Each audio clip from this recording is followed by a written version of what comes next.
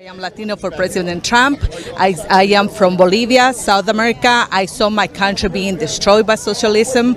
I used to live in Venezuela. I saw Venezuela being destroyed. I have family from Colombia, and everybody is trying to move here because America is the only country that you can find freedom. And Mr. President, I thank you. In the name of Jesus, I thank you for what you are doing, because these are the lines that we used to do to get 10 pieces of roll of bread. That is socialism. That is socialism. So there's a free care in my country. Yes, it is. But there are only 10 beds or 20 beds for people with dialysis that they have to be in line like this for a ticket, for a number. And people are dying on the way to coming back. That right there is in South America. It's amazing. So you're saying there were lines just to get bread, and here in America at the Donald J. Trump rallies, there are lines for freedom. Is that right? Yes, absolutely. Absolutely. This is freedom. This is freedom. I was 9 years old. I had to be in line just like this to get 10 pieces of roll of bread. And this right here is freedom. The freedom to express, the freedom to talk, the freedom to just worship God. So to the president, I want to say thank you so much. Thank you. Thank you so much. And thank you for America. What do you want to say to him right there? President Trump, thank you. Thank you so much in the name of Jesus for what you are doing. You are giving us freedom. And I am so blessed that I am in this country. Thank you so much for what you're doing. Please don't give up. We are praying for you. And yes, as Hispanic, we support you because we were slaves, but now we are free. Thank you. Thank you, President. Thank you.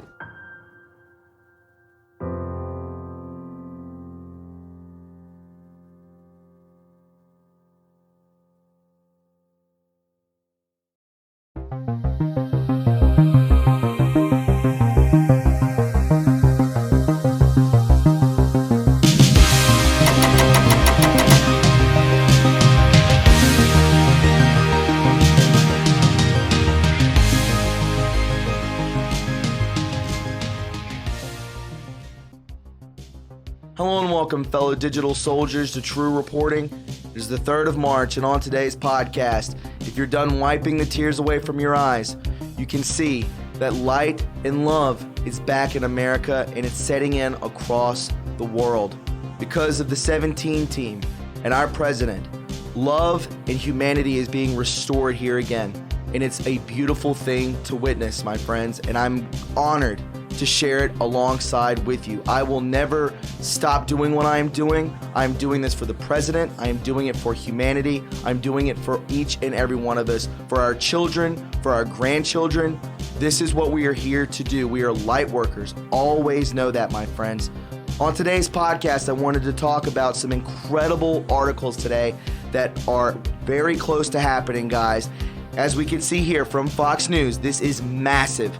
Federal judge orders the thick-ankle dog-faced Hillary Clinton a deposition to address private emails. Still more to learn. She is going to be brought forth in front of a federal judge to try and explain / weasel her way out of these private emails, 33,000 emails that were erased.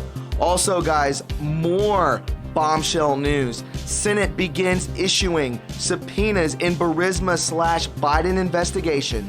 If approved, Johnson's move would mark the first subpoena Senate Republicans have issued in their probe into the Bidens and Burisma. My friends, this is massive. You can see the progression taking place. We are going to see arrests. We are going to see these criminals, and that is what they are. Do not get it twisted. They will be going to Gitmo very soon, in the very near future. Just have patience and have faith. And finally, guys, horrendous news. Nashville tornadoes leave several dead as severe weather strikes Tennessee. Hashtag pray for Tennessee. We'll just touch on this a little bit. If there are any fellow digital soldiers from Nashville who watch this channel, my heart and my thoughts and prayers go out to you and yours. And I pray that you are okay and that you were able to rebuild what Mother Nature has destroyed.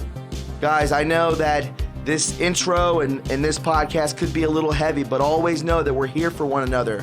Where we go one, we go all, right? Absolutely. Guys, before we get into today's podcast, would you please welcome my sponsor, Noble Gold. Hey guys, I wanted to tell you about my sponsor, Noble Gold, and what they are offering for the month of February. Did you know that Noble Gold clients have seen a 14% uptick in their silver profits? That's giant, my friends, and you can get in on the action as well by calling this number right here. You want them to take care of your retirement, to look into your IRA or 401k plans? They do that too. They'll take care of you, and I trust them, and you should too. So again, my friends, call this number right here so that you are taken care of today. Thanks, guys, and enjoy the podcast.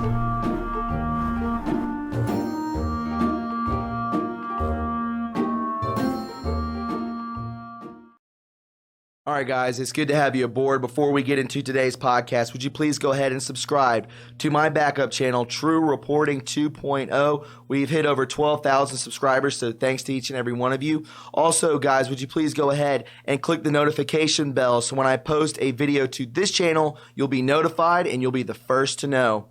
And finally, friends, would you please go ahead and hit that like button? The more likes that this podcast receives, the more times it is recommended to other viewers, thus more eyes on the truth. And with that being said, my friends, let's go ahead and hop into this together. This is TRUreporting. So, huge news, guys. A federal judge orders the thick-ankle dog-faced a deposition to address private emails in front of a federal judge. Still more to learn, but just know this, things are in the works.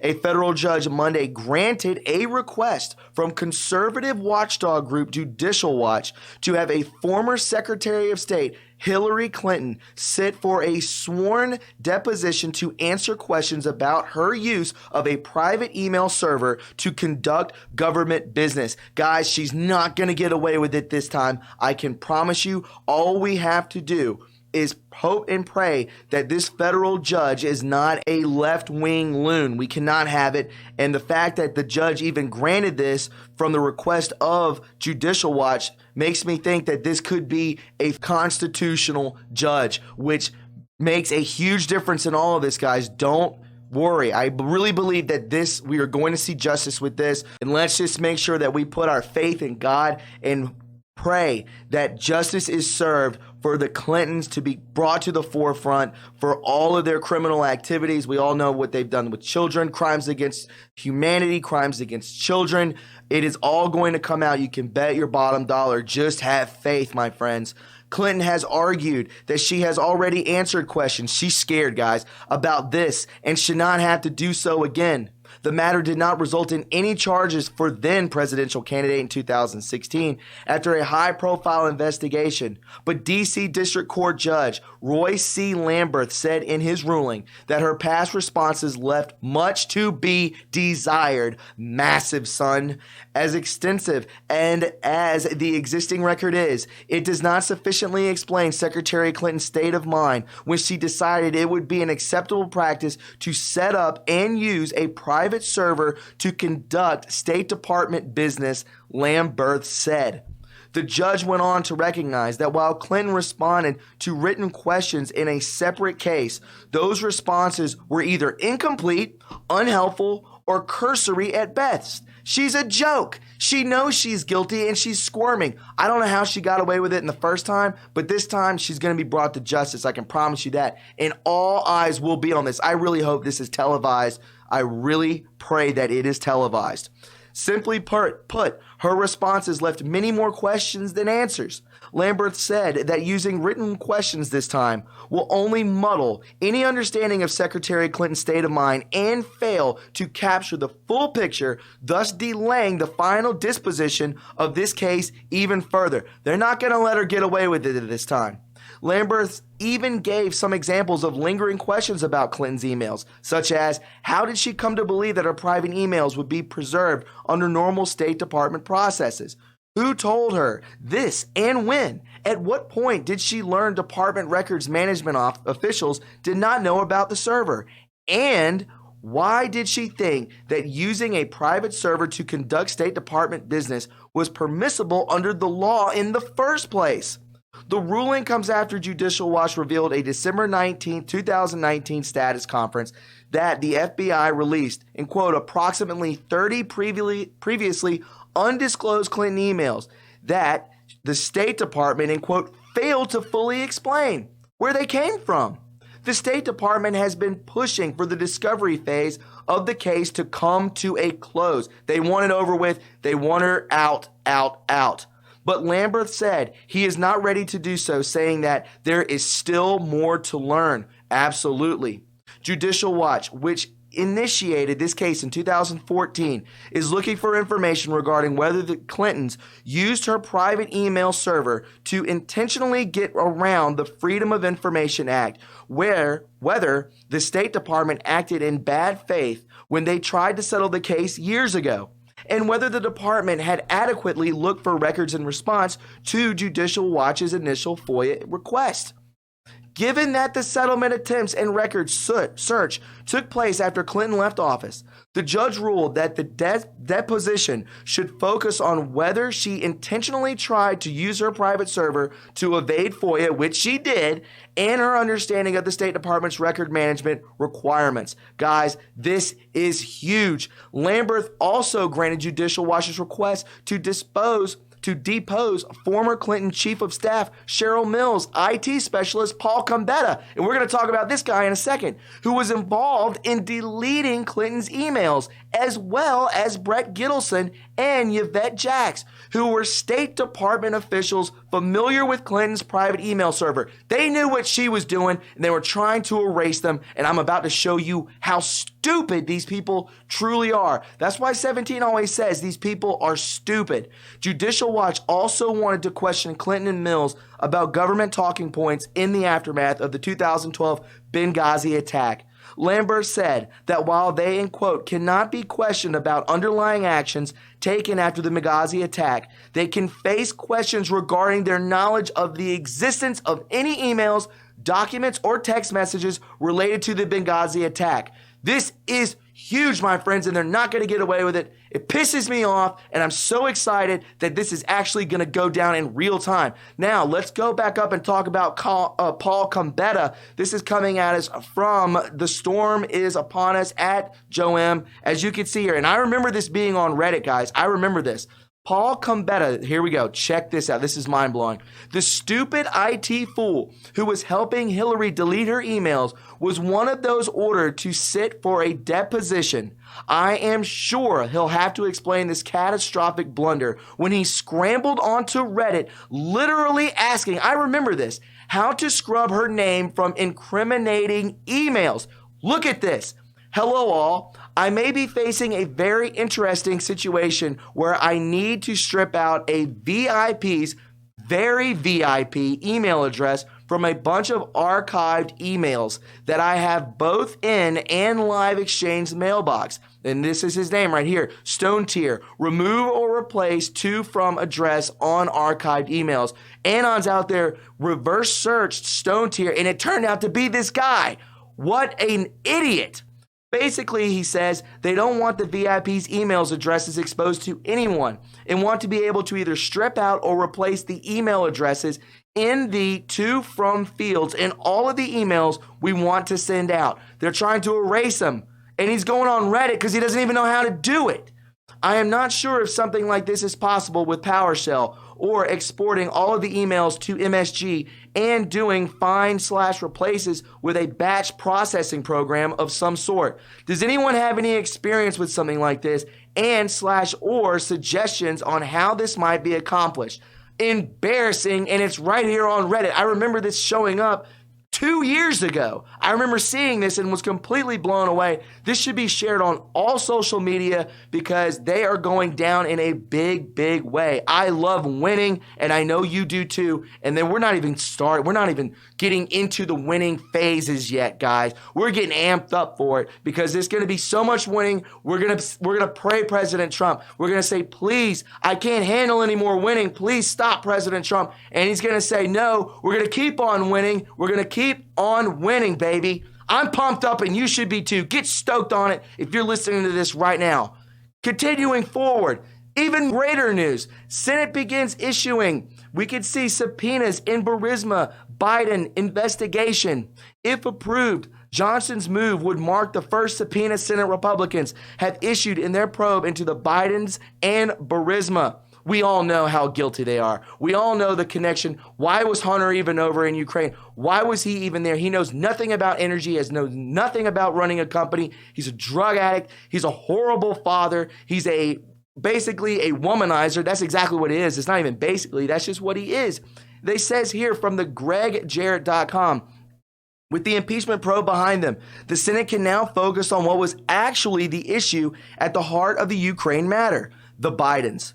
Chairman of the Senate Homeland Security Committee, Senator Ron Johnson, Republican of Wisconsin, in quote, is preparing to issue the panel's first subpoena as part of an investigation into Burisma Holdings. He wrote in a letter to Senator Gary Peters, Burisma Holdings is the Ukrainian energy company which presidential hopeful Joe Biden's son, Hunter Biden, has been linked to. Senator Johnson plans to subpoena Andriy Telehinko, a former consultant for the company Blue Star Strategies, which Burisma hired to combat the corruption against allegations. Senator Johnson said also that Telehinko has provided some documents, guys. The subpoena is necessary to get the documents that are protected by a non-disclosure agreement. Holy smokes.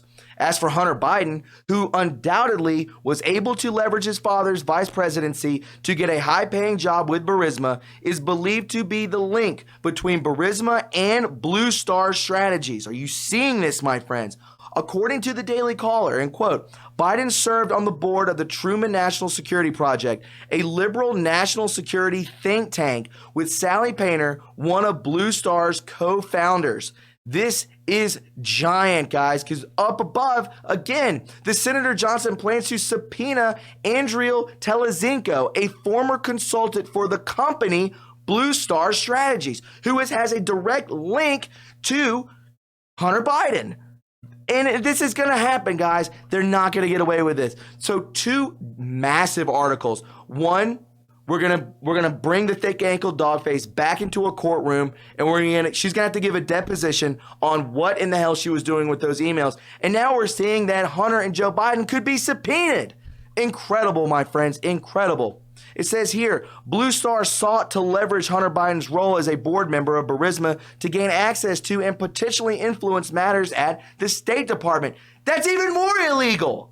Senator Johnson's letter addresses the importance of the linked companies, in quote, as part of the committee's ongoing investigation. It has received U.S. government records indicating that the Blue Star sought to leverage Hunter Biden's role as a board member of Burisma to gain access to and potentially influence matters at the State Department. In 2016, Painter and her Blue Star co-founder reached out to top State Department officials and, in quote, set up meetings to discuss Ukraine and Burisma. According to State Department records, the web of Biden buddies was quite tangled. In an email on June 27, 2016, Painter indicated that she spoke with Tony Blinken, who served as Deputy Secretary of State at a Truman National Security Project event about troubling events in Ukraine, reported the Daily Caller. It says here, even Adam Schiff admits Burisma Biden deal at a minimum looks bad. And that guy, if Pencil Neck is saying it's a big deal, it's a big deal. Painter then requested a follow-up meeting with Blinken. Blinken is the current foreign policy advisor for Joe Biden's presidential campaign. Sally Painter's Blue Star co-founder, Karen Tramamanto, was not only deputy chief of staff in the Clinton White House, look at these ties, but also contacted State Department officials seeking a meeting regarding Burisma on the 24th of February, 2016. This has been going on for a while, and it's all going to be coming out. While Blue Star gave some documentation to the Senate, Senator Johnson's letter said the committee notified Blue Star that we consider their response to be incomplete, but they responded that they will not be producing any more documents. Guys, this is developing, and this is massive news. We're going to stay on top of this. I'm sure there's going to be much more coming out about this. Just hold tight and have patience and have faith, guys. And finally, my friends, I just wanted to touch on this real quick. My heart goes out to those in Nashville, Tennessee, an amazing state. I've been there a lot. A tornado leaves several dead as severe weather strikes Tennessee. Guys, this is not looking good for, I think, almost 19 people. 22 people, it says here, have been killed as crews spent hours pulling survivors and bodies from wrecked buildings. Guys, I just want everyone to know that if you have any family members that were part of this disaster, again, my prayers go out to you. Anyone who survived this, the ones who survived this, and you follow this show, I pray that your belongings weren't too badly damaged and that you were able to rebuild your life again. This was overnight, which is even more dangerous. These tornadoes are nothing to play with when night falls. But guys, that's it for today's podcast. Again, this was a heavy podcast, but incredible news is taking place, okay? Always know that. The light is winning. We are winning as human beings. We are taking back our country. We are taking back this planet. Just always know that. Have faith in our president, have faith in our military, and have faith in Q. My friends, if you found this informative and you enjoyed it, please subscribe to my channel. You can follow me on Twitter at TRUreporting, and don't forget to leave a like. You can donate to this channel by going to my PayPal, Patreon, we have a P.O. Box, and True Reporting merch. I will talk to you guys very soon. Have a wonderful day. Bye-bye.